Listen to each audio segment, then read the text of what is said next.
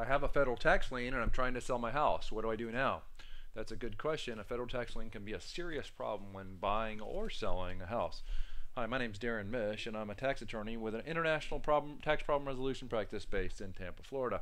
Now, this video is one of 20 videos, and if you'd like to have access to the other 19 videos, please visit our website at getirshelpvideos.com. So what do you do in this situation? Well, let me talk about the general rules first. The general rules are the federal tax lien must be paid off first before you can actually convey your house, and that's actually serving the purpose that it was invented for, and that's why Congress allows the IRS to file federal tax liens. It's to keep people from conveying their interest in real property and forcing them to pay off the federal tax lien before they sell their house. Now, there are some exceptions to that general rule. The first is the offer and compromise. If you have an offer and compromise accepted and paid, then the IRS has 30 days after the payment of the offer and compromise to release the federal tax lien. The second exception would be the collection statute of limitations. If it has expired, then the IRS again has 30 days from the date of the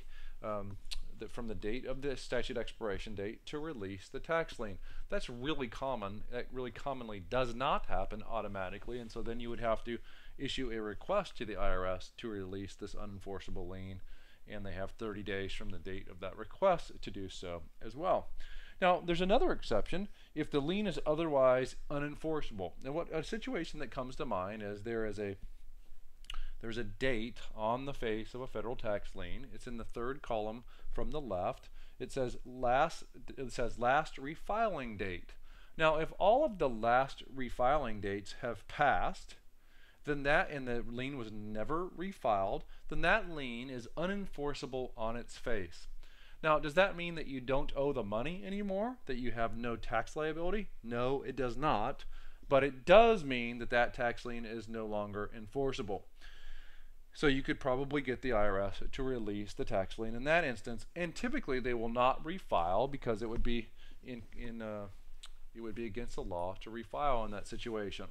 Now, the tax lien can also be paid at the closing table if there's enough money to full pay the tax liability. So let me give you an example. If you owed $50,000 to the IRS and you were getting $100,000 in proceeds from the sale of your house, then the tax lien could actually be full paid at the closing table. There's two procedures that I also wanted to let you know about that might help you in these types of situations, and they have to do with federal tax liens as well. The first situation is called a lien subordination, and the lien subordination is used when you need to refinance your home but not sell it. Now, let's say you're just trying to change rate and term. You're trying to get a lower interest rate, or you're trying to get a longer or shorter term. Then the IRS will sometimes allow you to have their lien subordinated to the new mortgagor. Okay? The IRS usually wants some money out of that transaction. They're not going to go through these procedural hoops just for their own edification and just because they're nice, because they're not particularly that nice. Remember, you owe them, if you have a tax lien, the odds are you owe them a significant liability and they want some money.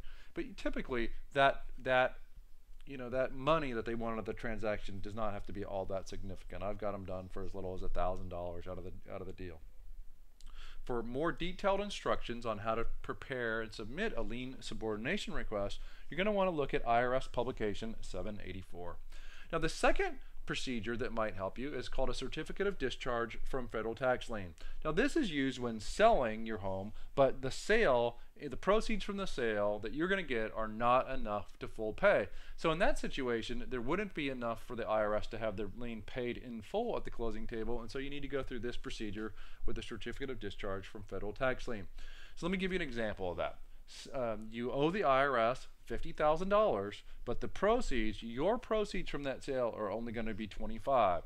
So since they have a lien in place for $50,000 and they're only stand to get $25,000, that would not be enough to full pay the tax lien, and therefore you would need to apply for a certificate of discharge from federal tax lien. For more detailed information on how to go through this process, you need to look at IRS Publication 783.